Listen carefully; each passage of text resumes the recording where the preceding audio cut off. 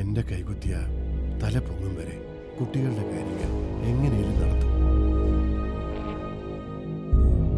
അങ്ങേരാ സിബിച്ചൻ കൊന്നായിരിക്കും വെച്ചു. പിന്നെ സിബിച്ചൻ നിയമം വിട്ട് ഒരു കളിക്ക് നിൽക്കണം. ഇനി എന്റെ അടുത്ത് കളിക്കാൻ വന്ന തിളച്ച വെള്ളം ഞാൻ മുഖത്തൊഴിക്കണം. എനിക്ക് അവകാശപ്പെട്ട എന്റെ സ്ഥലത്തുനിന്ന് ഞാൻ പോവാനോ?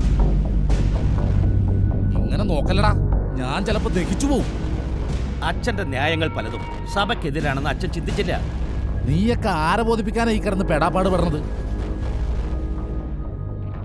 പക്ഷെ യുവമാരെ ഇങ്ങനെ വളർത്തിയാലേ കള്ളൻ എന്നുള്ള പേര് അച്ഛന് കേൾക്കേണ്ടി വരും.